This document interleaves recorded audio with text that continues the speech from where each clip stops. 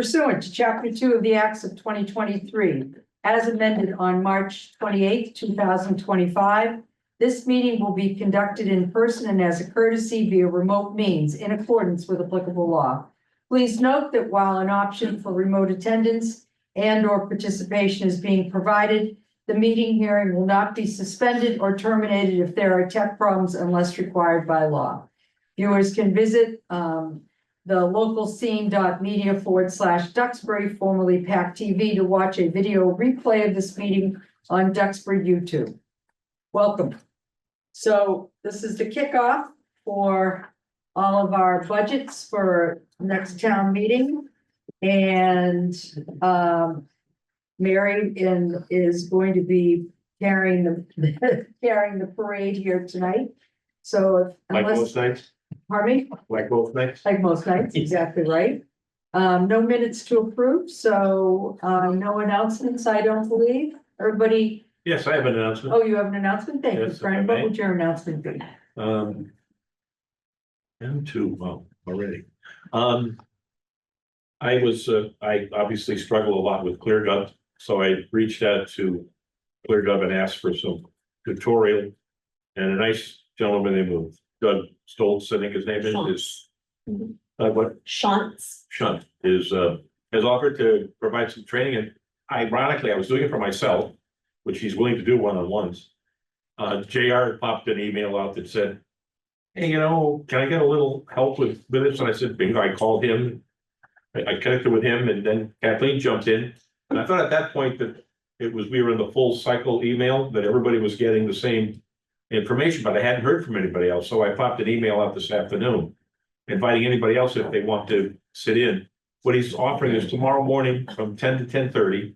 And then the afternoon, he said he has more time, so 2:30 to 5, for training. What I basically told them is we all know how to log on, and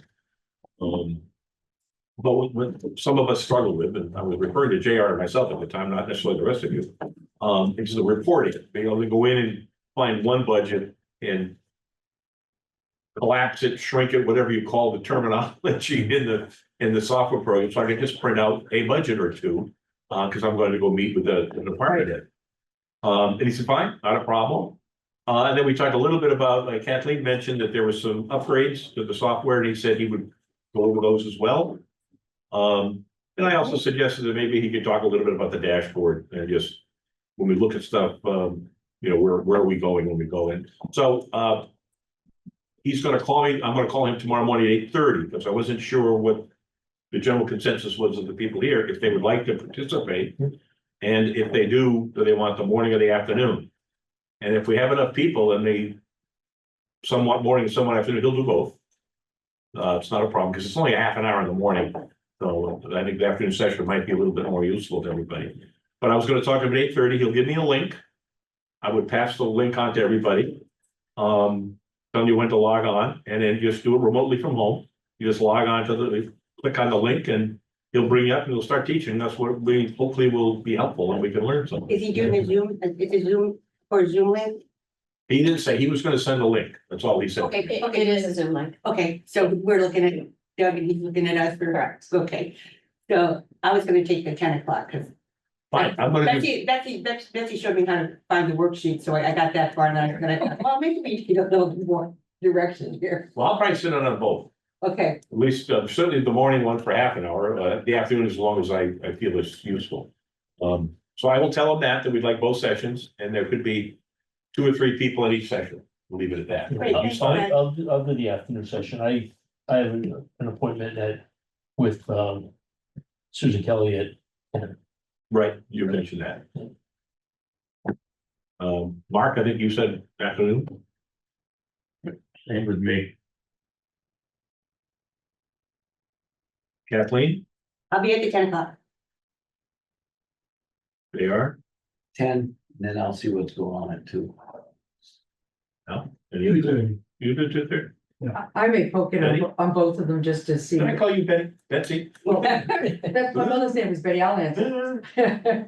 You might check it out. Okay, Yeah. so I'm gonna probably do both. So that's 4 and 5, and Good, you can be our expert. Is it- You'll be our Well, maybe send it to Ashley. I will, I will still plead ignorance after I have my training. Is So I won't get caught. Is it have a problem with that, that if you try to do it on your phone or your iPad, that it comes up and say, there are too many people on this app right now?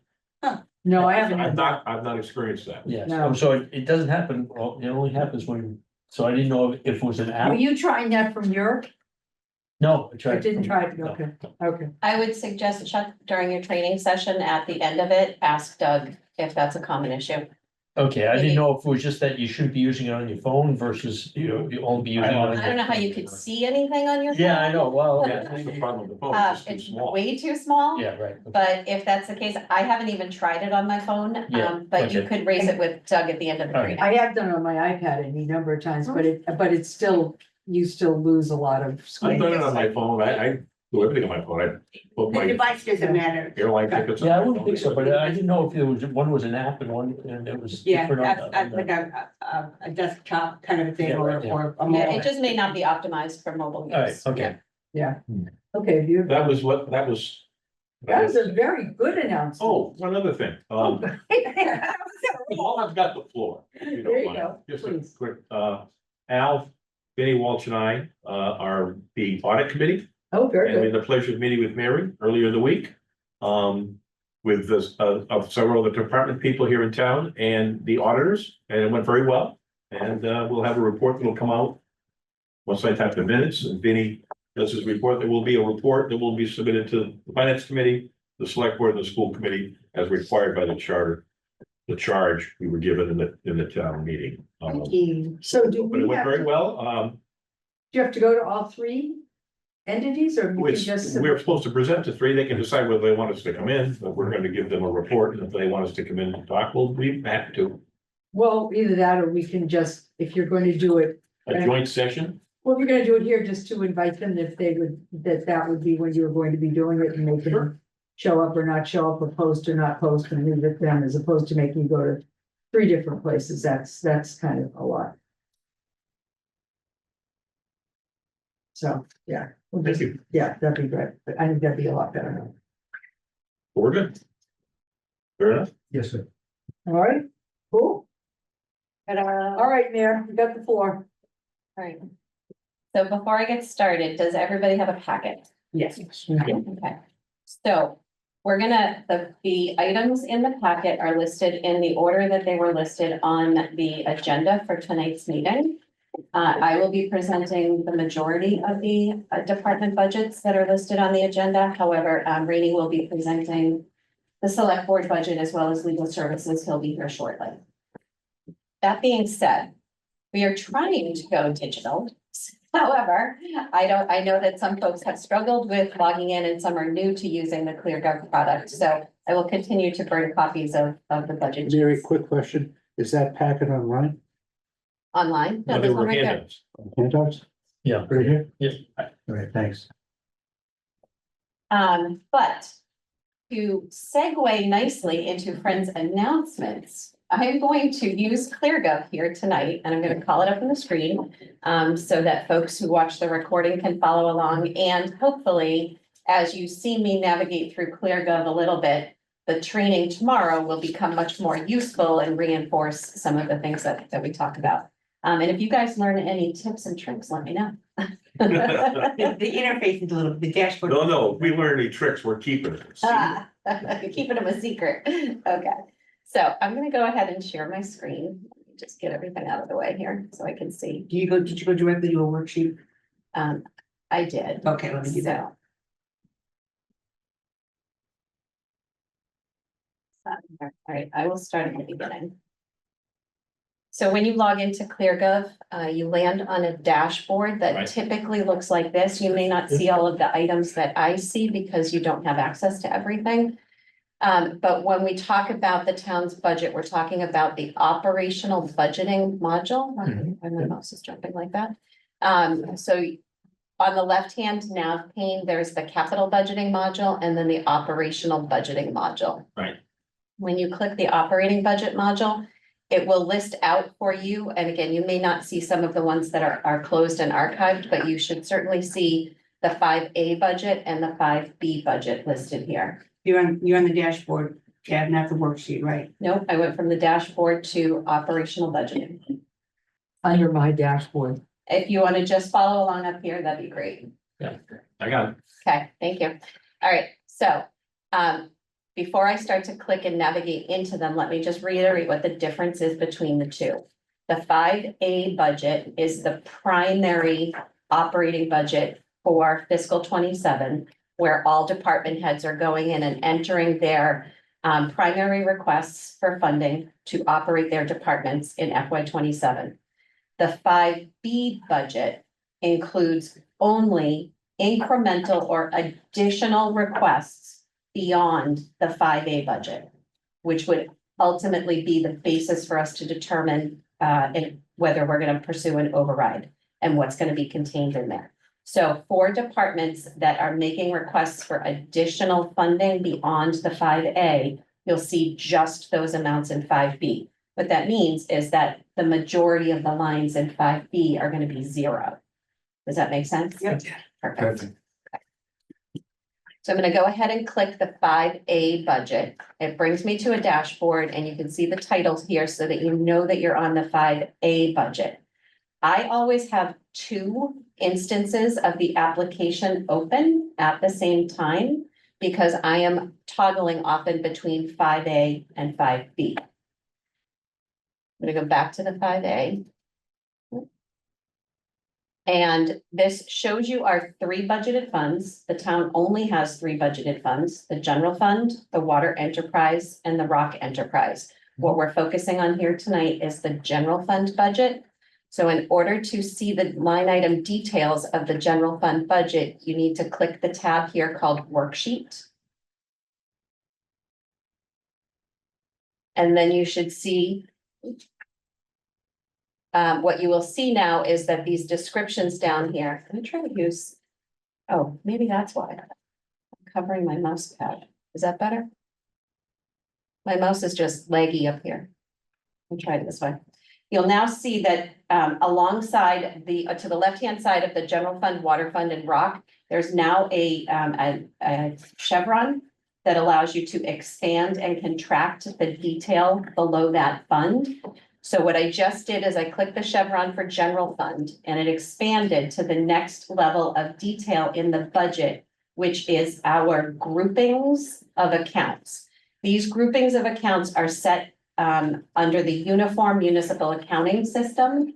So they're not arbitrary, they mean something, and every community is obligated to use these categories. 100 is for general government departments, 200 is for public safety, 300 is for education, 400 public works, and so on. So our accounts are grouped under these categories. So basically what you need to do is drill into those categories in order to locate the accounts that you're looking for. So if you're meeting with the rec department, you're going to go to the grouping called culture and rec, and you're going to expand that and drill into the rec department's budget. Does that make sense from a navigational standpoint? Great. All right, so the first one we're going to talk about here tonight is town meeting. Town meeting is a general government department. So I'm going to get up to general government 100. And I'm going to expand those accounts. And now I see the department listings. And I'm going to maximize my screen now on this blue ribbon. See the navy blue ribbon? There's a button over here called maximize. And what that will do is provide a larger view of my worksheet so that I can see more accounts at one time. So while I have it maximized, I'm going to then go to the town meeting department and I'm going to expand those line items so that we can see the detail request within the budget. When you use this worksheet, you can customize it and move things around on your own. However, I would recommend that we all try to use the same consistent structure. So let me show you a few things before we actually talk about this department's budget. Up here, just below the navy blue band, can you see those ovals? These three ovals listed here. The first one says fund, the second one says department grouping number 1, and then the third one says department. That's the hierarchy that we just talked about. So when we go into the system, we see fund, then we expanded that chevron to see those groupings, and then we expanded to see the departments. Those buttons are important to make sure that you have at the top of your screen at all times. They are configurable, so I can group by a number of different things, but that is the standard grouping that you want to see when you go in to use CareGov. And if things are not listed in order, you can click these buttons, they are clickable, and they will toggle in ascending or descending order. And I don't know if you can see here, but under department grouping, there's an up arrow right there. That's indicating that it's sorting in department order. And if I just click that, it now sorts in descending order. I see the 900, 800, 700, 600. So if things are looking a little funky when you're going in there, you have the capability of sorting it so that you can see things organized in order, okay? So if we go to the town meeting line, the columns that you show on your view, and I have set up a default view for everybody. So you folks, when using this system, are called reviewers. So you can review in a read-only capacity all of the data that has been entered. I set up a default view for the reviewers that looks just like this. But if you start dragging and dropping things around, I just want you to know that you have that all of this is configurable. Over on the right-hand side, and it's sort of tipped on its side, the label is not horizontal, it's vertical. This is expandable. So if I click on this columns button over here, a little window kicks out. And this is what is showing the columns that are currently in view. So this green box, the checkbox here says I'm looking at the FY 26 adopted budget. I'm also looking at some additional info. And if I scroll up to the top under general information, there are also some columns that I have preset for you to view. The account number, the department number, and the description.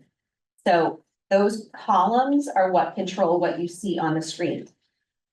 Friend, you're gonna find when you go to do reporting that this same methodology and concept applies. You're gonna pick the right columns to put on your report, and Doug's gonna teach you how to do that.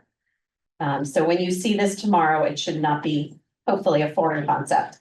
To close it, you're just gonna click on that columns label again, and it gets rid of that menu for you.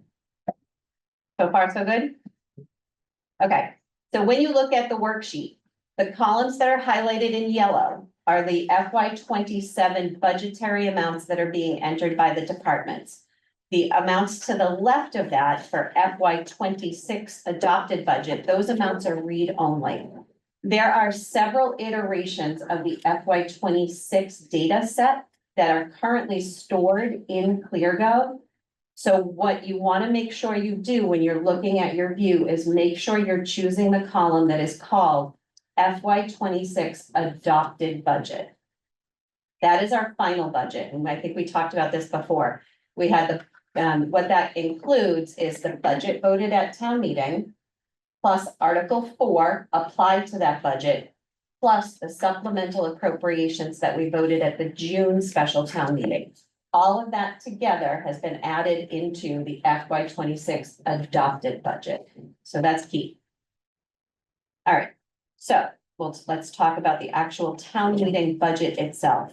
In the FY 26 or current fiscal year budget is $2,500. The FY 26 request, FY 26 current budget is $2,500. FY 27 request is level funded at $2,500.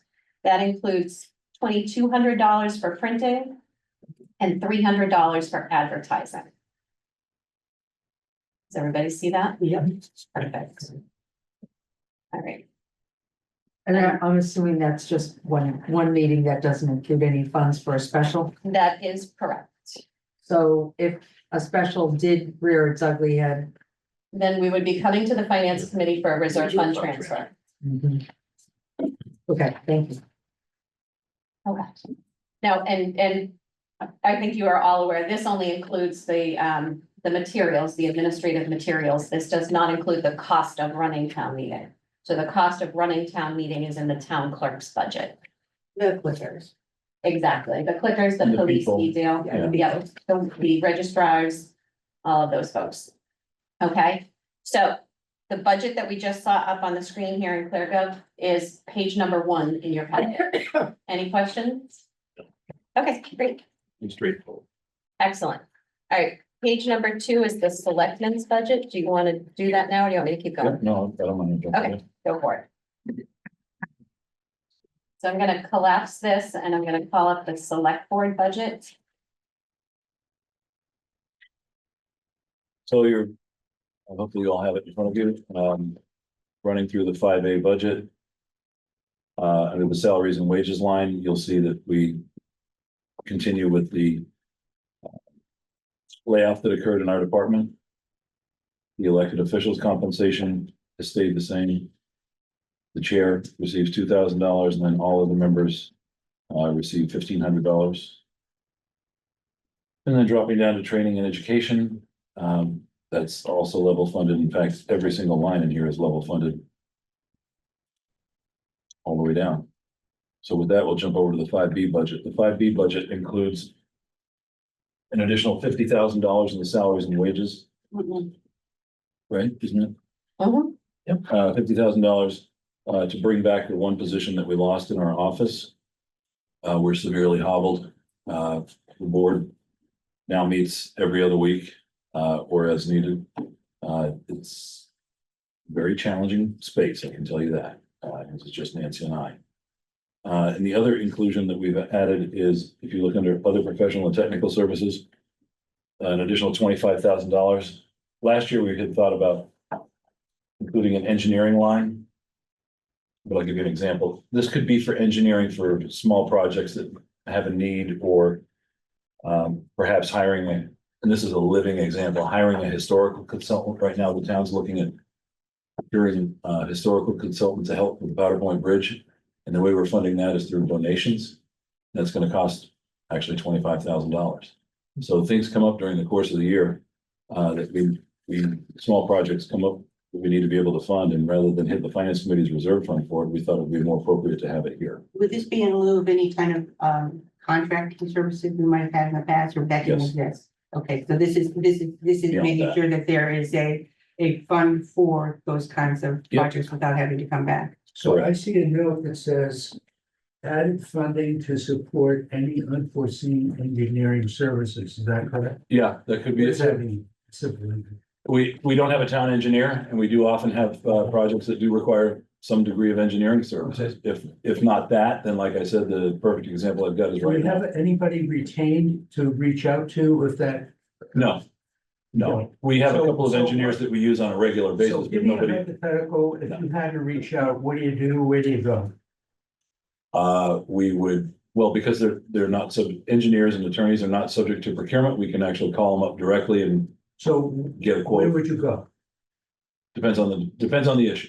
I understand. Do you have a group of people that you would go to? We do, You do, a number of firms. okay. And is For the there, bridge, I'll give you examples. go ahead, Simpson Person Hager is the engineer that we use for the bridge. right? Pat Brennan is who we use for the seawall. Weston and Sampson is who we're using. Well, actually, we hired them to do the DPW, but we're also using You have a them. list that Hold you on. can make available to us? I'm giving it to you. This is it. The last, and the third firm we use is Weston and Sampson, and they're the ones helping us with the landfill. Right, but I would like to not write it down, and I would like you to provide it if you could. Sure. Thank you. Eight times for water. Apex Engineering for water. Yeah. we And can Tiny get you that. Bond for water too. You gotta give me some time, though. Right, Is it a list, is it a limited list? I mean, It there is. aren't that many. We'll email it out. thanks. No, I don't mean that. I mean, like, if you're looking for an engineer for the water department, I don't imagine that there are any number of local engineers that deal with that subject matter. No. And I'm not trying to get No, you it's off the usually- hook or on the hook It's here. usually a big firm. It's a limited number of people that you Yeah. can go to. And there's probably a limited number of those companies that specialize in the That's where I'm municipal, going, right? yeah. Right, and the good news is they're big. They're big outfits, like for traffic engineering, it would be VHB, Venice, Hagen and Brussels. And they're doing the work with Kingston for the roundabout project. So we know who to hit. Yeah, and we know that 400 other towns are probably using the same Exactly. resources, right? And is there a mass But approved for list?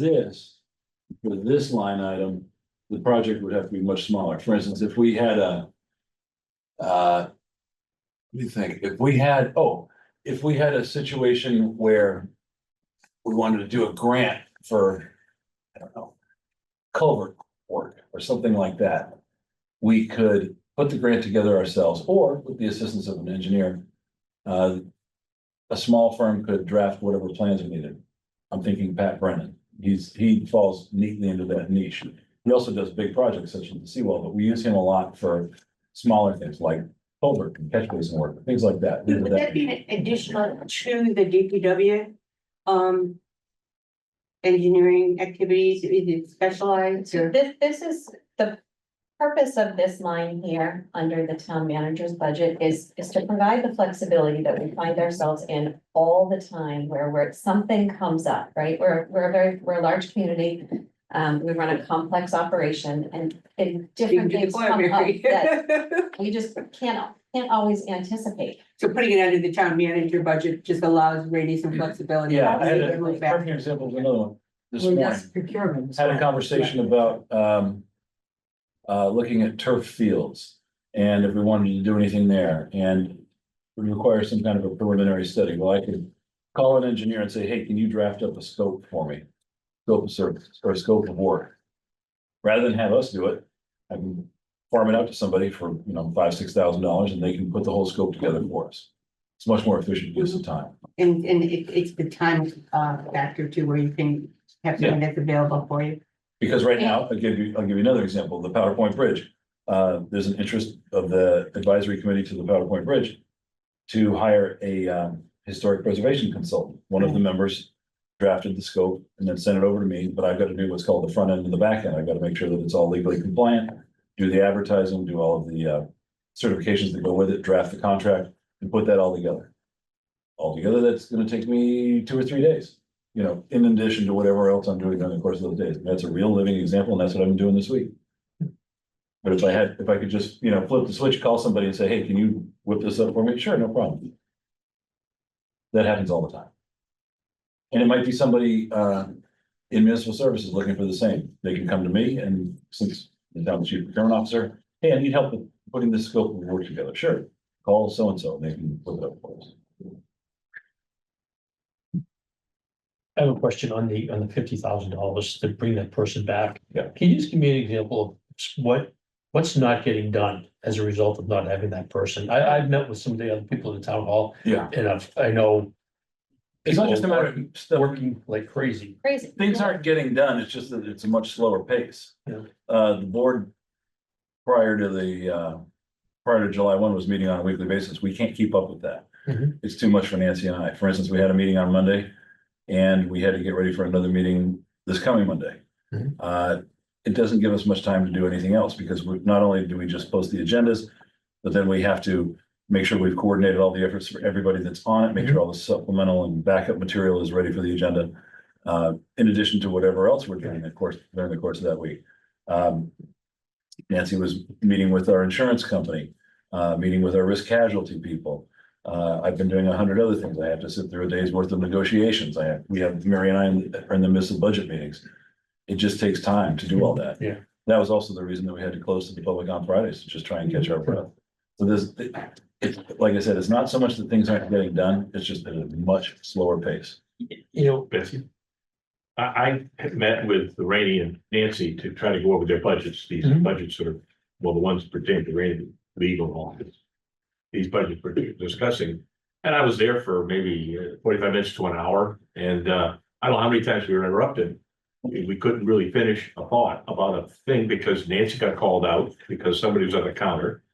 Somebody called and they wanted to talk to Rainey, and so that extra person allows them to do their jobs, and it's hard for, I think, people on the outside that aren't sitting in that office trying to get the day's work done, to realize how much of a burden it puts on the two people that are left. You're reduced staff by a third.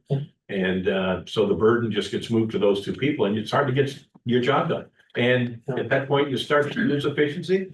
And I think frankly, you lose accuracy. And that was And you yesterday, burn- right? And you burn out. That And you're was- gonna lose people. That was yesterday, right? Did we meet yesterday? Day before.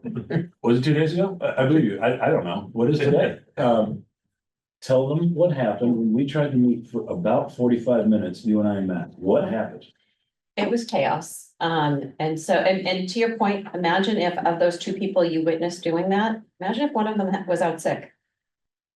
Because that happens. And so That then happened last you're left with one person who is trying to man the fort for everything. But we had a scheduled budget meeting today with one of our department heads. And we all sat down at the table and Rainey, within maybe 7.5 minutes, was pulled away.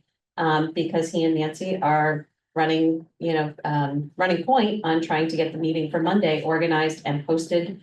In accordance with open meeting law. He had, I can't tell you how many phone calls, how many people walked in, and so ultimately, the meeting, it was disjointed because we were unable to get through the material because there's just not enough people to help us manage the workload and give us the time and the oxygen to do our jobs. And I hate that. Because if I know you've all come in and sat and shot the breeze with me over time. I like to be able to focus on the individual. I think for Mary and I to have future budget meetings, we're just gonna do it in the parking lot somewhere else, just get away from people. I don't know what else to do. Right, just It's a crazy. thought for the future, right? Because there's so much of this, work has to be compliant, but a lot of it can be maybe looked at under an AI aegis, right? That you could do some of these routine. Mary's gonna be the eye, but maybe. I think it's worth it. Anything's routine anymore. I think Some that could. it's worth having, Mike Woodford take a look at it, and I know Mike and I were talking about maybe some ideas too, because it's tough, because you're so involved in the But day-to-day. that of it. does not eliminate the countless phone calls that we get throughout the day, the countless emails. I don't that think you're ever gonna get responding away from that. to. And But I think that having maybe someone with some expertise, and Jeannie's doing something with the HR department, with some, I think, some salaries or with some more self-serve. That might be applicable, just a thought I for some understand that, future and consideration. I appreciate the suggestion. In some cases, though, in fact, the two we just cited. When I'm talking with friend, there's no component to AI that could capture.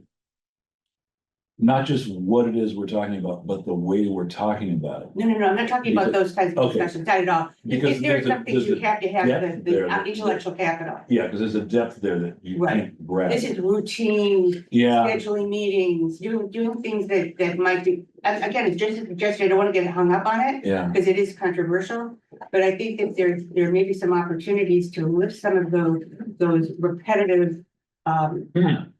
Example. About 1 minute. Hmm, I found a free thing absolutely, where you just throw the YouTube link into it. that's how we do our condo Boom, minutes, it's like stenography. Yep. However, somebody still gotta read them. yeah, and they turn into 37-page documents. Because it's like stenography and it won't capture grammatically. You have to fine tune all that And the stuff. editing alone takes more time to edit it than it does to actually draft it. Again, a lot of this is in its infancy. Totally. I think further down the road, there'll But be some I degree of think refinement. that there might be some technology that might be able to help with I hope so. the routine. Yeah. And free up some people, because I don't see the personnel pressure, alleviated anytime soon. Right, because people are still gonna walk in. They're always Yeah, gonna walk how do in. I fill out this permit application? Where do I go for this? But that's changing too, as more and more people are getting more accustomed to self-serve. There should, the balance should start to go in the other direction, as all of I us hope get so. more Yeah, adept. Anyway, just thought, don't mean to. we can get one of those robots, stop and shop it. Yeah. Crash it and go, what the heck's that thing? Oh, that's absolutely creeped me out. Me too, I hate them. Randy, just, Yes, so the 50,000 in B yes, is for person, yes. Okay. Thank you. A position. And the 25 is for the engineering, for Exactly. the. Professional to give them- services. To give them, I think to give them a source other than us to do with projects as they come up. Yeah, smaller scale stuff, just think small scale, to have the flexibility. Might be the other thing. What? You'll be, Oh, I'm sorry. Hey, Mike. He was there. I think he did. there he is. All Good right. evening.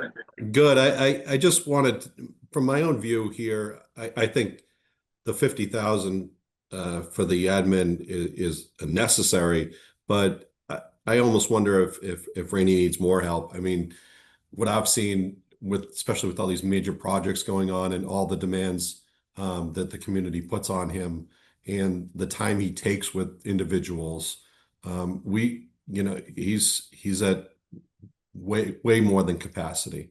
And I just want to echo the need. I don't, with not having Michelle, that this is a huge issue. But I don't think the issues that Rainey brings up are going to necessarily go away with just that one admin. I think So do you think the select board would support an assistant town manager? I don't want to speak for the rest of the members, but I think we've talked about a couple of different positions. One being that one that was brought up last year. I think Brian brought it up, was an idea of somebody that also works for the planner. Now that we have a town planner on board, maybe we could have somebody that has a dual role, because the idea of an assistant planner wasn't overwhelmingly supported by folks, but maybe some kind of someone with a dual role might be very beneficial, because like I said, I bless his heart, he's working really hard, but there's just a ton of work in a town that has 17,000 people in it, and all these 2025 problems. And if we want to, yeah, Sell sorry. it to your brothers and sisters, Mike. Something What's else. that? Sell it to your brothers and sisters on the board. I think it's a conversation worth having, but I think, we talked about it last year and I think we're going to keep talking about it.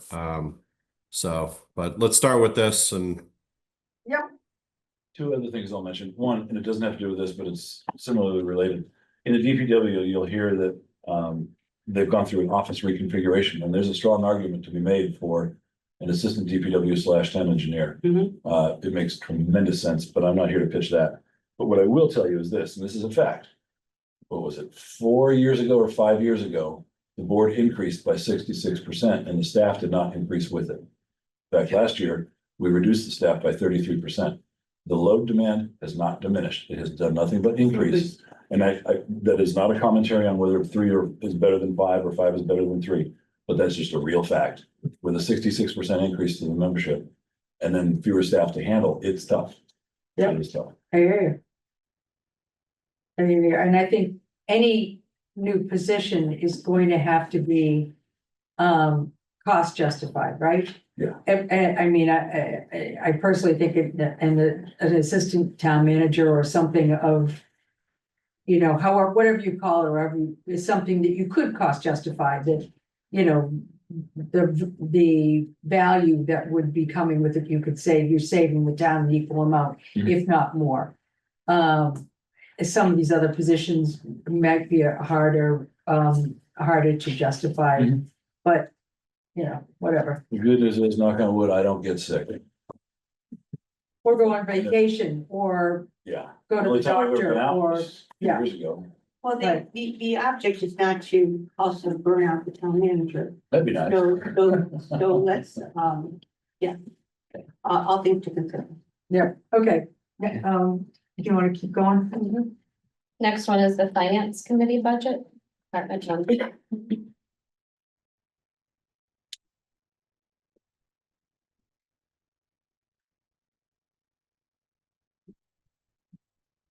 Last year's budget for FY 26 was increased slightly because I'm sorry, let me start from the beginning. This budget, the expenses included in this budget are the cost for Linda, our fantastic assistant who helps run our meetings and creates all of the minutes. So it is the labor cost for that, as well as the membership that we have with the ATFC, the Association of Town Finance Committees.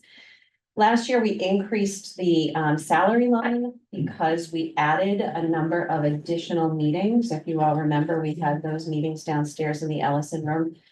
We don't anticipate that that's going to happen again this year, so this budget has been reduced slightly to $3,500 for salaries and $230 for the membership. The ATFC has not released their final amount for the membership, but last year they increased it without telling us, and we ran over in that line, so I increased this by $10 to cover any incremental increase for them. So total budget here is $3,730 for FY 27, and there is no 5B request on this budget. Okay. The next one is the reserve fund appropriation. The request for the FY 27 budget is $200,000.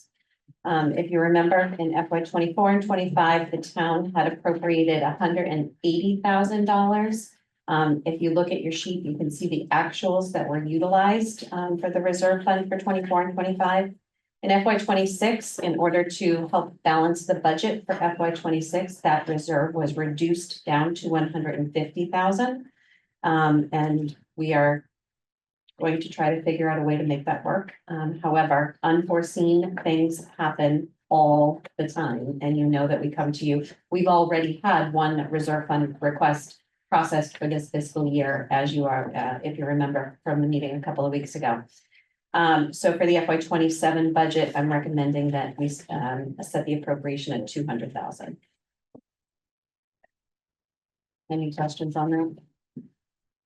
Just gonna call it. The Does every- 25 number, we actually spent 180, Nope, that's the budget, and the actuals to the right of it say was 163. correct, So we did have about a little money left over. a little bit.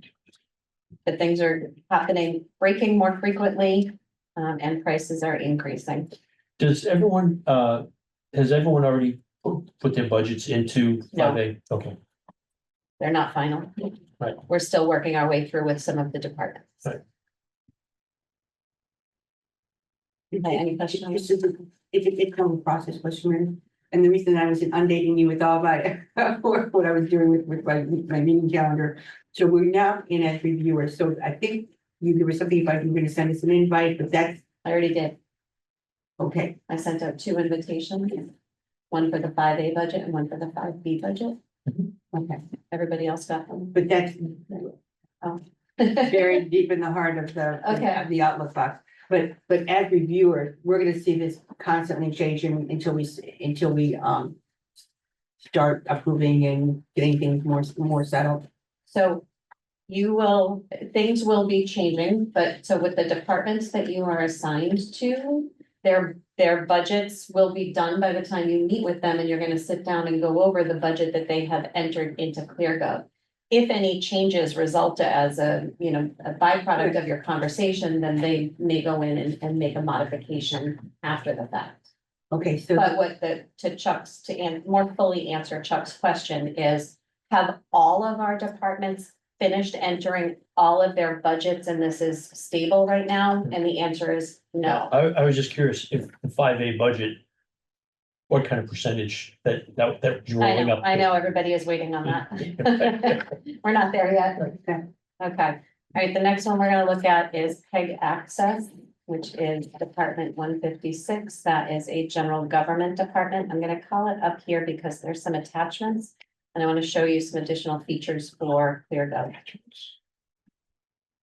Okay, so under PEG Access Department 156, when you're using ClearGov and you see the account numbers listed here in the line item detail, there are also some icons that are in between the description and the account number for some accounts.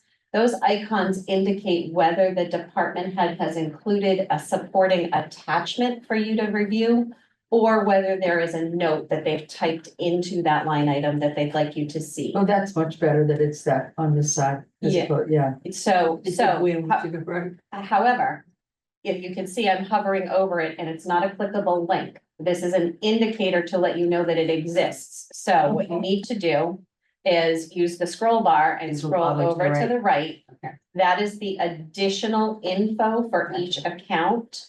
And there is a number here, so this indicates there's one attachment and there's one note. Okay. So here's the note that I entered for PEG access to describe for you what it is, which is the pass-through cable access revenue that the town receives, and then we pay 2/3 of it over to pac-tv for them to operate the local government and educational programming that they offer in the community. That their funding source is cable franchise fees, that we have the agreement with the cable operators here in town. You just click on that. link. So then if I click on the attachments link, I'm gonna show you the schedule. Try to make this bigger. So the appropriation for this year for FY 27 is $285,000. Slight reduction over to FY 26. 26 was 288,000, but if you remember the last time we talked about this, we had a pretty detailed conversation about it. We're seeing that those cable receipts are slowly declining. And so the appropriation is also going to follow suit and slowly decline. This is the amount of money we need to appropriate in order to be able to pay those receipts over to pac-tv. We take the money in, but we cannot send checks out to pac-tv without an appropriation to cut those checks. So whatever amount we do end up receiving, we true it up at the end of the year, and whatever is unused of this $285,000 gets transferred back to the PEG access fund. Does not go to the general fund, has to stay with the PEG access fund because those monies are restricted and can only be used for programming and capital upgrades related to local government programming or educational government programming. Does that make sense? Yeah. So the appropriation here is 285. Not to beg the technical question, but when I look at my screen, I had PEG access and I Oh, went why down is and that not below it. I'm sorry, hang on one second. I thought when I opened moved- the you attachment, moved it on to did not the- automatically display it. I'm sitting here staring at my my spreadsheet that you guys are not staring at. Yeah, I figured. No, I am, Sorry. I'm looking at mine. Okay, go ahead, friend, I Right below apologize. PEG access, it's a PEG other proof plus, and then there's two icons, a paperclip and a green square. Correct. Now, to get to that attachment, I go where? So look at the horizontal scroll bar at the bottom to scroll over to the right. Well, it doesn't work. Your scroll bar doesn't work. Okay, It let me moves the try. whole screen, it just moves the whole screen. So if I get on, if I get into the progress, the yellow part, I can slide it over using my trusty finger. Yep. And all it says is in progress. But there's Keep going nothing to the there right of that I that. can go in. Oh, there says one. Yep, so this There's additional, the attachment. Now I've got it. you got it? Okay, I'm gonna show you one other thing. And If you click on the account number, like I just did everybody see how I clicked on the account number? What it does is it brings up what's called a one-page view of that account, Huh. where you can see everything Where here. did you click on the I'm account? gonna number? do it again. that Yep, might be. all right. good. Right in the link. So see this, see where I'm hovering over the account Yeah, number right Yeah, there? yeah, yeah. This is a clickable link right here. Oh, And if I okay, click, and that'll bring up a. It'll drill into that account. Beautiful. And- I got Thank to the attachment and it says it's in a PDF and I have to download it. Is that okay? Yes. It goes to your download queue so you can view it. Okay, Yeah. okay. Okay, so here's where you Alright. can read the notes and then you can see the attachments. And if your work. correct, and I'm gonna show you an account in a minute where I have multiple attachments. Where was it? You clicked again to get those, that, Yeah, if you look View. right up here, see how I'm hovering on that account? And it is the description is a clickable link. This is my mouse right here. This is the account number. Yeah. And if I click it, it opens up the page. It drills into the account. Go down. And click right there. here? And I print that up Yeah, now. but where, see, the. It's a ClearGov working session this evening. Yeah, I know. I didn't go there, I think we're way over here. All I wanna do is learn how to type out, print out some of these individual budgets so I can carry it. All that I go over. That's fine. Attachment, see, Yeah. one, And I have to do on that. Probably figure it out, but I don't want to. And that's the way, mine's configured a little bit differently. Yeah. But you've got the information here. Any questions on PEG access?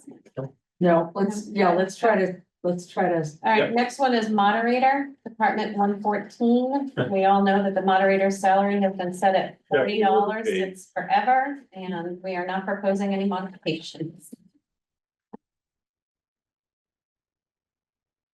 Any questions on that one? nope, Okay, I always thought it was 45. nope, 40, 40.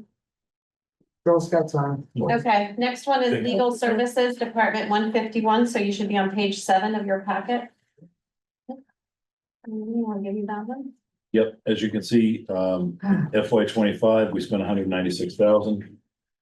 This year we budgeted 174,250. We cut to try and balance the budget.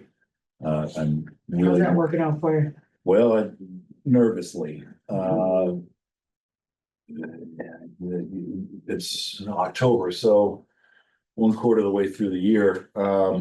And I should have checked how we were tracking before I got in here tonight, but I didn't. I apologize. I will figure that out for you. But I'm recommending an addition of almost $15,000 because I do not like skating that close to on thin ice. I like a little more of a cushion. I don't want to hyperinflate the budget, but you can see we've done pretty well figuring out what our legal costs will be from year to year. The legal costs are sometimes unpredictable. I mean, the Husk case, for instance, cost us a pretty penny, $40,000. MBTA is, another big nut. Actually, Husk wasn't that high. It was the MBTA that cost us $40,000. So Yeah, but things Husky's ongoing. yeah, it's a perennial favorite. So things happen, right? Who knows what's coming around the corner, but we try and have a decent amount in there to anticipate any costs, and the board is very good about getting its quarterly or biannual updates from town council in terms of where we are in the various legal cases, and and council is very mindful of that, and they understand where they're coming from. So yeah, it's roughly a $15,000 increase. And that's not part of the 5B budget, that's part of the 5A budget. I know you probably don't have time to open all the stupid things that I send you, but what was the one I just sent you about how the percentage of towns looking at for overrides? It's like 60% or something. Yeah. Because everybody's in the same boat. Yeah. I just want to, this is an editorial issue on the sheet that you're looking at for legal services, those descriptions, scribble them out, and I will explain why.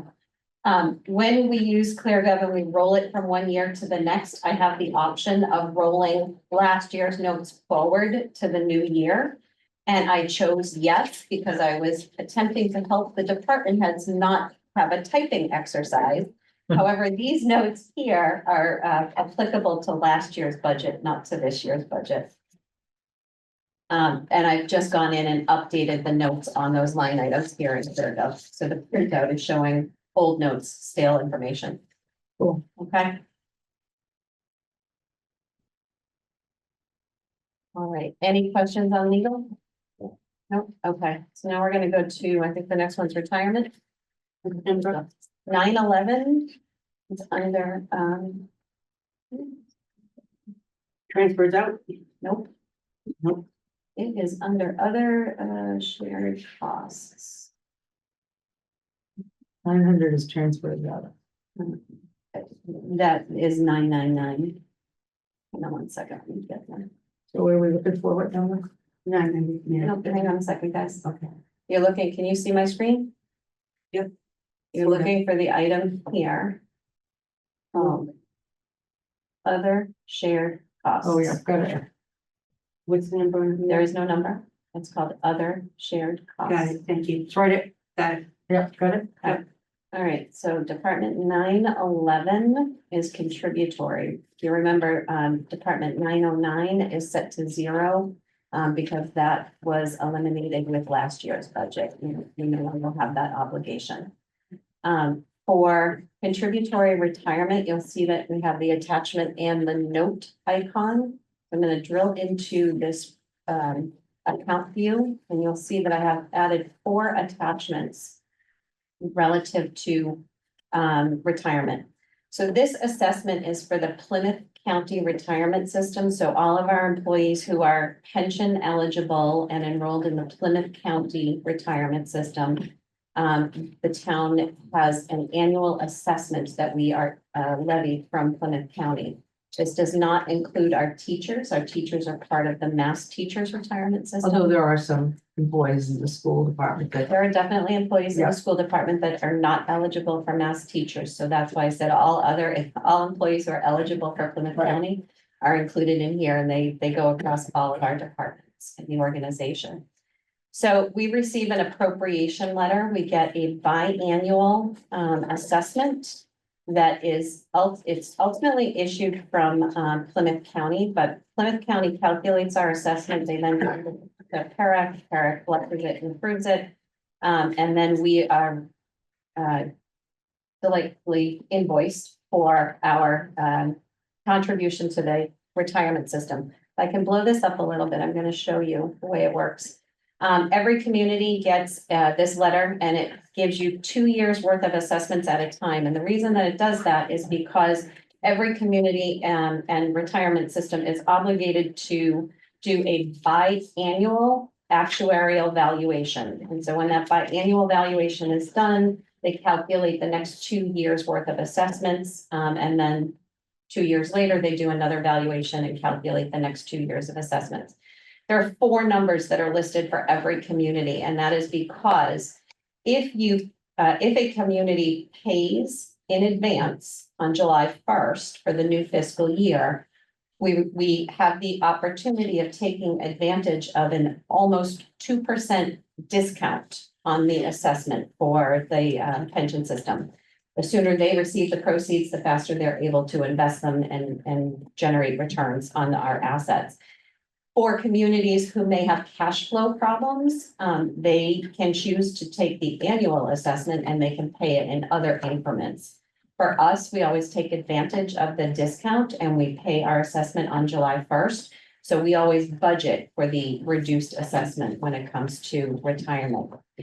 So this number here of 7.433 million on the worksheet that I'm showing you, that is our total assessment for the retirement system. However, if you look at the budgeted amount that is in front of you on the schedule on page 8, that amount is different. That amount is 7,097,677.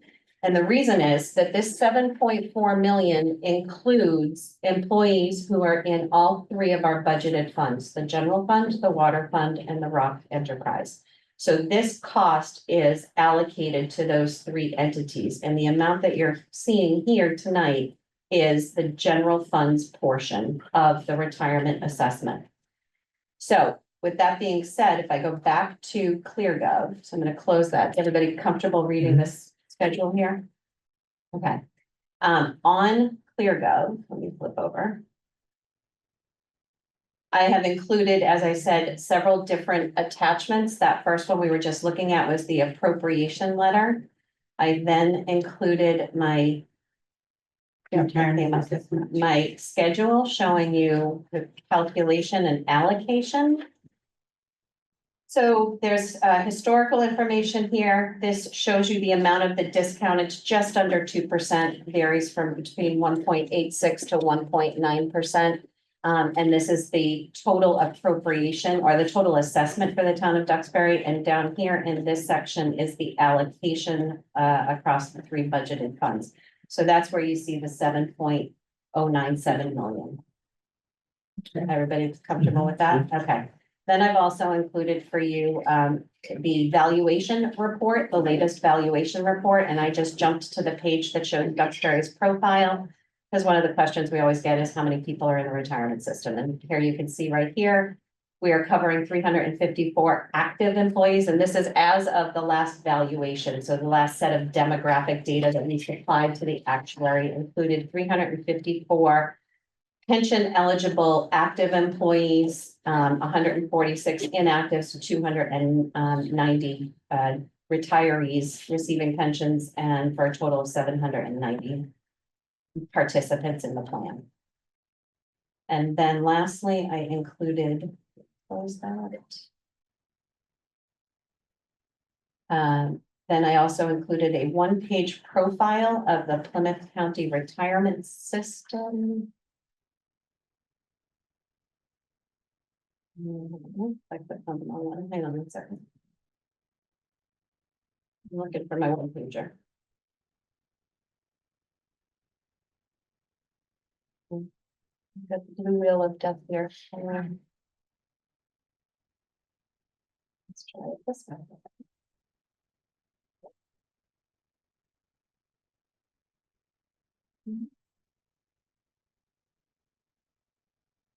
So right here. Okay, hang on. I'm going to show you the other attachment. All the retirements are in the in the contracts, correct? I mean, there's no, What do you mean contract? well, I mean, there's a when we have a labor negotiation with, you know, someone that's, you negotiate what the retirement plan is, right? No, No, it's a defined benefit program, Okay, meaning it's not like the folks at Enron. It's not, it's the funds are pooled, it's, because it is a defined benefit. What happens is they use actuarial tables to determine what an individual would make at the age of 60, 62, or 65 when they retire. Mhm. It's based on your last best 3 years. Okay. And you get it for the rest of your life, and and you can pick how you want it distributed over time, and your beneficiaries, who that could be, and what manner of Mhm. distribution they'll receive. It's And it's you're vested after 10 years, so 10 years of service in any county. Mhm. And it's portable, you can go from county to county to county.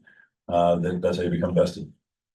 so a couple of things to note about that is that we belong to the Plymouth County Retirement System. There are others as well, you know, but all 27 communities that make up Plymouth County are actually not all of them. Plymouth runs their own contributory system, but and most of the communities in Plymouth County participate in the Plymouth County pension system. There are a number of other contributory retirement systems that are out there for Middlesex County, Essex County, et cetera. And they are all governed by an agency called PARAC. So there is a PARAC website. If you're interested, or if you have insomnia and you want to read about this, you can go to the PARAC website, and it lists out all of the various retirement systems and their valuations and all of the demographic data that we're talking about here. The one thing I want to point out to you guys to remember is that we are still in a period where we are appropriating budgetary funds for our unfunded liability. So there was legislation with pension reform back in the 1980s that came out. And it gave communities about 40 years to get fully funded. And they've extended, they being the state, have extended the deadline a couple of times during tough economic times. They extended that funding schedule in order to smooth out the impact for communities. That funding schedule now requires that a community be fully funded by 2040. Plymouth County initially set a target goal for themselves to be fully funded by 2029. However, at a meeting last year in April, the board took a look at their performance and their unfunded liability and all of the new members, because remember, members change all the time, right? And the active members that people hire, they could be a younger workforce causing a higher liability, that type of thing. So Plymouth County took a look at where they stood, and they took, the retirement board voted to extend their funding schedule out to 2031. So they added an additional 2 years of this additional recovery period for communities to contribute to the unfunded liability. This here is a one-page snapshot of how the Plymouth County retirement system as a whole did for that valuation period of the last valuation report that was done by the Sherman Actuarial Services Company.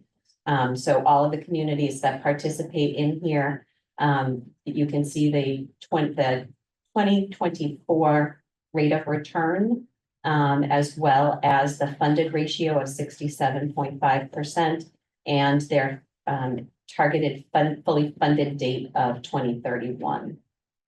So this is a one-page snapshot showing that. Fully funded, I think is pretty self-explanatory, but whenever I think about pensions, you kind of always target 80%, because if you fully fund, you can never get the money back, once it's in the plan. So the PERAC board, they're planning to be 100% funded by 2031, assuming all their assumptions stay the same. Not PERAC, Plymouth County. Plymouth County. PERAC is the governing agency that oversees it, but Sure. each retirement system has its own retirement board that makes the decisions on, and they manage their own assets, so they make decisions over their own portfolio and their own membership. So different retirement boards have set different fully funded dates, Dates, but fully funded does mean 100% funded. correct? Mary, just a real quick question on the schedule, and this is probably pretty obvious, but the annual appropriation, what is the origination? Where does that come from for each fiscal year, Okay, that was the first report the first attachment that we just looked at. right? If I flip back over to it. Who generates that number? Is that Plymouth County Retirement? This is PERAC. So PERAC if you generates look that at the number? attachment, the letter comes from PERAC Okay, so to Plymouth County. And then Plymouth County issues it out to all of its member communities. Great. And so as of the July 1st discount, this is very helpful. I'm looking at 148.52. So did we make that payment of 7,433,000 on July 1st?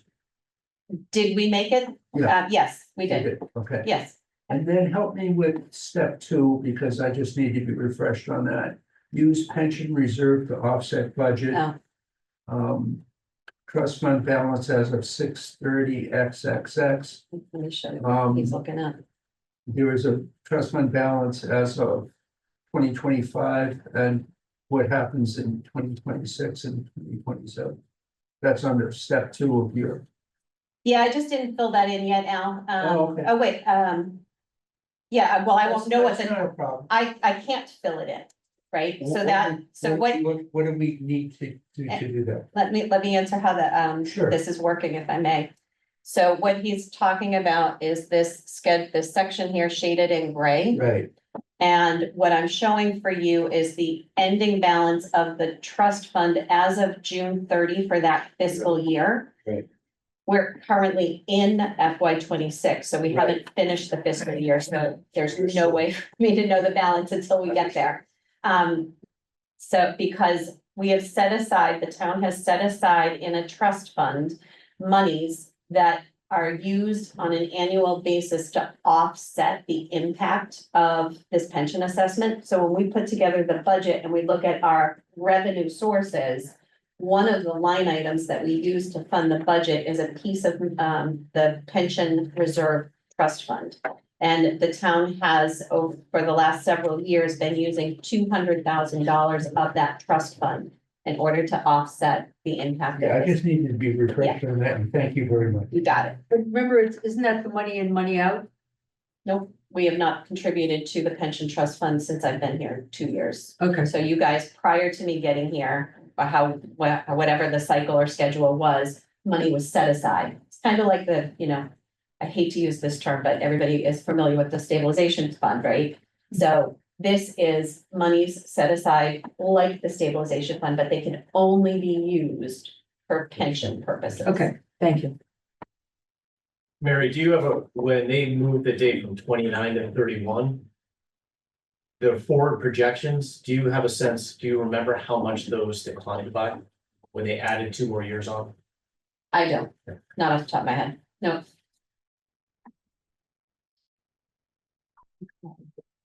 Any questions on pensions? Everybody good? All right, so that makes up part of our fixed costs for our employees, and as you can see, that is increasing significantly.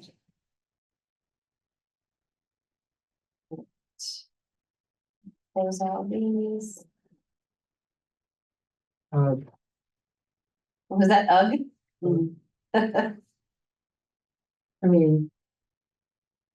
Part of it, but still. So that represented, just for everyone's edification, you can see it right here in ClearGov. It was an increase of $493,830, which represents a 7.48% increase over the previous year. So when we talk about, this is a direct example of when we talk about fixed costs increasing and increasing beyond our, 2.5%, Prop 2.5 world. Here's an example of where our fixed costs are increasing well beyond that and causing us to have downward pressure on being able to fund other things in the budget. Right. Yeah. All right. And then the I next think one, we need to just stop there for a second, because we need to take a special note. That is something that most folks Don't get it. here don't get. Yeah, And I just wanted to take a pause, because I think we need to keep that in the front of our mind when we're doing a little bit more public communication, because there aren't a lot of people on the Zoom thing. And, No. Anyways, thank you. I agree, Al. yeah, I think we can certainly reiterate that. And to that point, when we think about our ability to fund our budget, and we think about Prop 2.5, right? So there's Prop 2.5 only applies to the tax levy. So that provides approximately $1.8 million in capacity to grow. And then we add new growth in, which is about $500,000, right? So we're just over $2 million of annual growth in the budget, if you will. Almost 500,000 of that is gonna go straight to pension. Okay, so it's almost a quarter of the growth is just pension, and we're not even talking about health insurance tonight. People have to know that. And that just does not get across, and the clipper doesn't pick it up. It's something that we really gotta focus on. And that's just one thing. And that's just one thing, absolutely. like this. Yep, that does not include Health Medicare, insurance. health That's exactly insurance, But everything that else. has to be driven home, because most folks don't get it. They say, why are we in this situation? We really have to stay sharp on this. And it's all past earned benefits. It's not forward earned benefits. Right. Exactly. Okay. All right, next one is state assessments. So those are in ClearGov, they're in the 800 series called payments to other governments. So these are amounts that you've heard me say time and time again, the state giveth and the state taketh away. So we get a schedule every year from the state that tells us how much money they're gonna give us, and then we get a schedule that says how much they're gonna take away. The problem is that we don't get that schedule until after the budget is done and after the fiscal year starts. Because if you follow along with the state budget, they traditionally now have not been signing the budget until after July, which becomes very problematic when you're trying to estimate and build your own budget, right? So the governor is required to issue the budget in January, which starts the process. And once that budget is issued, it then goes on to the House, and it goes on to the Senate, and it goes on to conference committee, has multiple hearings, and it takes about 6 months or over 6 months for that process to complete. And in the meantime, we need to estimate what we think those receipts are going to be and what those charges are going to be. And those are the monies that essentially we are told by the state which programs we are required to fund through our assessments. So essentially, if you look at the list, and that there's a sheet in front of you, mosquito control. So there's Plymouth County mosquito control that comes to all of the communities in Plymouth County to spray. And the way they are funded is every community pays back the state a portion of money from our state aid, and the state then distributes it to Plymouth County in order for them to have enough money to operate their entity. Does that make sense? So all of these items that are listed here are monies that the programs that Duxbury, by virtue of its geographic location typically, are the programs that we are required to participate. We are a member of Old Colony Planning Council. Old Colony Planning Council gets their budget from us. So by virtue of a state assessment, the state calculates how much they think we need to pay Old Colony Planning Council, and then we pay it back to the state, and the state remits it over to Old Colony. So that's what these are. These are called assessments from our state aid. So on these line items, I have included a schedule of the estimates that were used for this projection. Over here.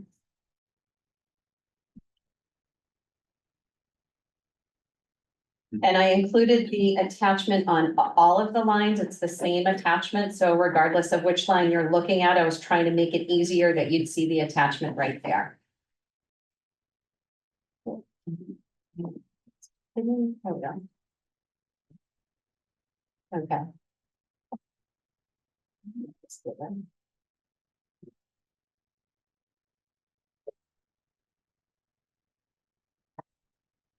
So I'm gonna go over to 2027, which is this column here to the right. So you can look at these schedules on your own if you want to. It's in the green there. I'm just getting there. You guys are trying to be one step ahead of me. All right, for FY 27 projections, I am using a 5-year rolling average, but in that 5-year rolling average, I have excluded FY 23. So the obvious question is why? In FY 23, the state introduced or implemented the Student Opportunity Act, which is when the state reviewed the Chapter 70 formula for education aid. And they made modifications to it, and they basically infused communities with additional funding. They reset the baseline for communities with respect to their education funding. So back in 2023, the town of Duxbury, well after you were already into your fiscal year, received additional monies from the state, and it reset that baseline to a higher level. Because that was a higher percentage, if I include it in my 5-year rolling average, it's going to skew things too dramatically. We need to get 5 years beyond that window in order to be able to do that smoothly. Does that make sense? Yes. Okay, so that's what that green and that little arrow is representing. Thank you. You got it. That's a wanna get- 441. I'm sorry, That's the 441 green Correct. with the arrow, correct? correct. All right. All right. And when you're looking at that in ClearGov, I just want to highlight for you, so that $743,080 is spread, let me get back to ClearGov. It's spread across 2 departments. So if you look at this one here, Department 820, payments to other governments, the total budgeted request is $632,904, not the 743 we just saw on that schedule. And the reason is that it is spread between state payments and county payments. So the amount that we pay Plymouth County in order for them to operate, we pay $110,000. In FY 27, we're estimating to pay about $110,000 of Plymouth County's budget in order for the county to operate.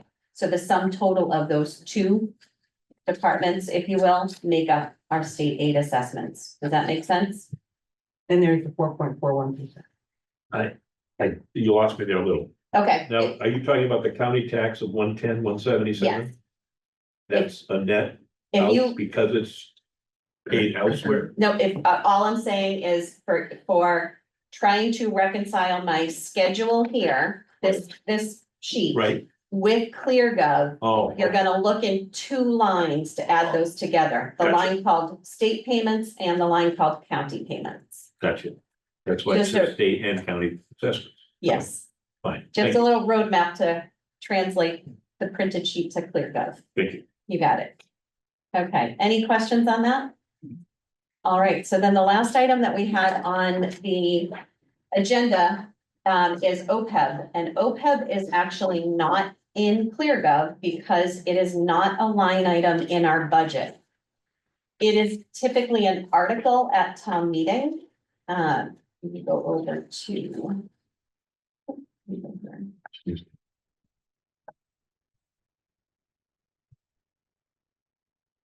So 2 things with respect to OPEB. First off, our OPEB valuation reports, so those that actually, pension, we talked about a biannual valuation. Same thing applies to OPEB. We are required to do a full OPEB actuarial study every 2 years. And then in the interim year, we are required to do an update. The full valuation is when we pull our entire census data of all of our employees. And there's a lot that goes into it, and we send it over to our actuary. We use a company called Odyssey Advisors. And so they do our biannual valuation, and then in the interim years, we send them much less data and they just do an interim update. All of those are out here so that you can see our employee pool as well as our unfunded liability, which our unfunded liability as of this last valuation was make it bigger so you can see it. So our unfunded liability as of our last valuation is $55.8 million. This OPEB is other post-employment benefits. So it is the cost of health insurance for our retirees. So what we're doing here is that we have set up an OPEB trust fund, and every year we contribute to that trust fund, and it is invested in order to build up our portfolio to have the funding available for the cost of health insurance in the future. So we are not using this right now. We are building it up to use in the future, because as you know, the cost of health insurance is not going down. And every year it's going to be exponentially more expensive. So this mechanism of setting up the OPEB trust fund and contributing to it is intended to address that future issue. Now, with respect to OPEB, there is no state regulation requiring communities to do this yet. However, we anticipate that at some point in the future, there will be. Communities started to address their OPEB liability many years ago, maybe about a decade ago. There are a couple of communities in the Commonwealth that have actually fully funded their OPEB liability. And they do with W. They do, and the first one to do it was actually Watertown. No surprises there. Yep, so Yes. Watertown has fully funded their pension obligation and fully funded their OPEB obligation, and still have money falling out of their pockets because they have such a huge commercial base in the city of Watertown. So we are, like most communities, setting aside an annual appropriation. This community established back in 2018 a financial policy that required that the minimum contribution would be $300,000 on a go-forward basis. So for this current budget cycle for FY 27, right now, my anticipation is that we will at least contribute the 300,000. It will depend on free cash certification and how much free cash we use for capital to determine that, but it will. My anticipation is that it will not be less than 300,000. And we expect a free cash certification. We do not have a date. Never do, doesn't seem to be. All right, any questions on OPEB? You said the unfunded liability was up. You didn't say the date of the last valuation. When was that? Right here, as of June 30, 2025. So this one was So it's pretty recent. this one was an interim update. Oh, This is not a full valuation. The full valuation will be next year. Okay. Any, Those full valuations track pretty well with what we estimate, or do we get really wild swings? And we get wild swings. So over the last couple of years, we get wild swings because of, rates of return, right? So that influences, our calculation, our, present value of the unfunded liability. So given the economy, we can see fluctuations. But over the last couple of years, GASB has also come out with some new requirements, some new promulgations that have impacted how the unfunded liability is calculated and disclosed. So those types of things can cause fluctuations in that number. Yes, Al? Yes, I have a, what I would probably say at best is an ass backward question. I have no issue at all with what you presented with OPEB. I think it's spot on. But my question is really about our healthcare and our health insurance. Are we basically, and I apologize if I should know this, but probably should, we basically self-insured? Yes. Yes. And his, Worked out really well for us, actually. okay, Yeah, that was a big discussion last year. It was clearly a good choice when we did it. Yeah. When we were in the selectman's office, I think, when it was being presented, during, I guess, Jeannie Horn's presentation. Yeah. And it was, I guess the outside consultant spoke and. Yeah, we had to come in. well, I apologize for the question. No. It would appear to I'm just saying, be, but it's been addressed. very I thoroughly agree, last year. but, and it will always be something that comes up with folks that are trying to make sense of all this as low hanging fruit. Well, because, if you want to make sure your insurance is right, then you go out and get bids all over the place and whatever, and this is what folks do. But, we had an issue, and it was over 20 years ago now, that, we needed to dip into a trust fund that had been, that was not adequate to the task. And, as a result, we have been meeting on a monthly basis. I've been meeting with them on a monthly basis for 20 years. And, we are constantly pleased with what it would cost versus if we did Plymouth County, or if we did another thing, we're always lower, and we get better product for our employees at less cost. Thank you for that information, and really was. Oh, you're welcome if you want to come to the next meeting. It's lovely crowd. I am gonna just direct you. So the presentation that Fred was mentioning and Rainey was mentioning is on the town's website from our consultant. What I did is I went to the human resources page. I can't click properly here. Human resources. And I scrolled all the way down to the bottom. And there is a Town of Duxbury Health Insurance Outlook link. Thanks, Mary. That's got very it. helpful. And this is the slide deck that was used at the meeting on March 31st, where we brought the consultants in to talk That about is it. that's very helpful. Yep. Thank you. Sure, my pleasure. Can I ask a question to probably the finance committee, since you guys have been here? I think that, Betsy, what you say, 25 years doing this? Longer than dirt, All yeah. right, so what, in 2018, I think Mary said you guys decided to do $300,000 into the OPEB. Hmm. But like the service cost is $2.5 million a year. Leaving aside any actuarial changes, only putting 300,000 into it, you're falling behind. And I know we're playing catch up on the pension against a very conservative date. I think that's one of the best things that should be reiterated. We're trying to fund by 2031 versus the legal requirement of 2040. But discount rate's gonna go down probably because Trump's gonna cut interest rates 15 times. So we don't know, but how did the discussion go? $300,000 a year into the OPEB account? I'll take a shot at it. It's what we can afford. Yeah, I was gonna say that's what we had.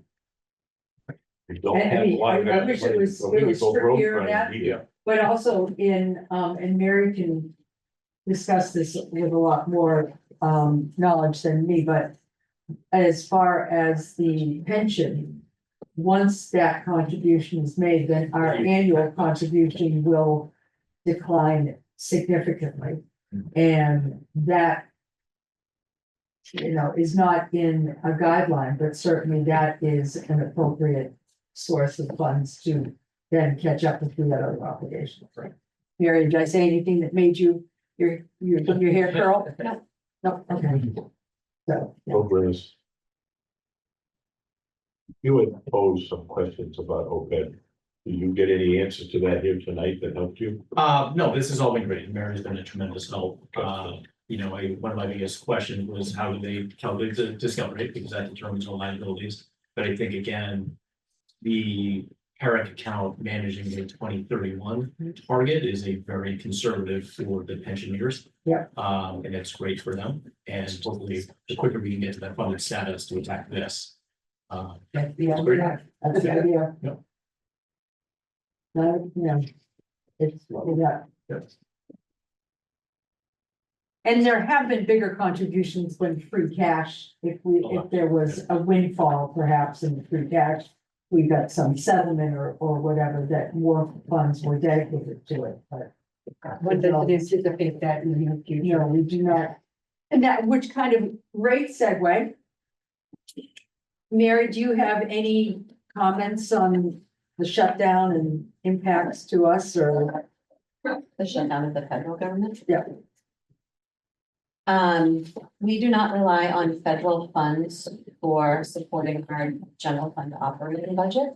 So I do not anticipate an impact with respect to our operating budget.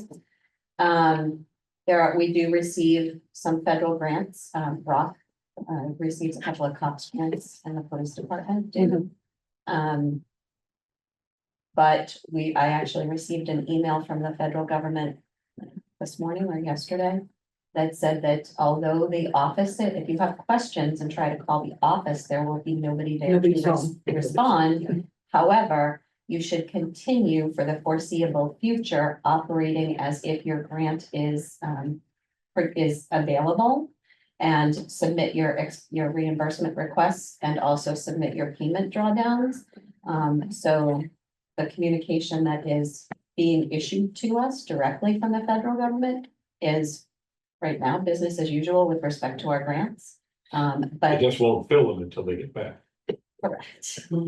And how many, what roughly are the grants that would be? I don't know all of them off the top of my head. I'd have to look at It's it. not big money. Not for us. No. So there's the benefit of not getting anything. There you go. You can't take it away. You're not That disappointed. nice. We don't have much to lose. Well, the biggest thing would be, and I don't think it's a big issue in Duxbury, but how many people in the town of Duxbury are employed by the federal government? If they all get laid off or furloughed or whatever, or don't get paid for a couple of months, Mhm. there could be a trickle effect there. Unable to pay their bills, their taxes, whatever. I I don't think, know yeah, that we have any federal employees in town. I don't know, but I don't know, I it's think not exactly DC, you know? our biggest. Or one of our bigger risks is we all need to pray for a mild winter. Yep. Because when we have storm damage, we have taken advantage of FEMA funds. And that's not. And that would not be available. No.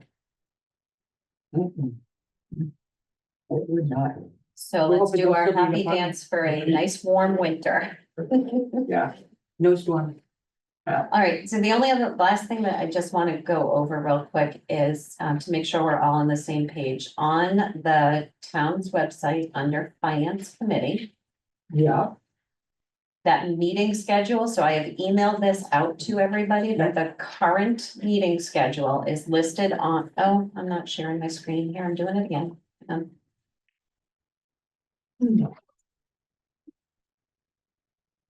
Under budget town. Yeah, let me just do that again. So under boards and committees, under finance committee. Calendar 2025, which is what we're in right now, under calendar 25 meetings. If you scroll to the bottom, we're talking about the FY 27 budget. So there's a link right here of the current calendar of finance committee meetings. So this is the one that I did email out to you guys and Which one said is that I would post. I just want to make sure that if you are trying to figure out, if you don't have your printed schedule readily available, you can find it on the website. You can use your phone. Wanted to show you where it was.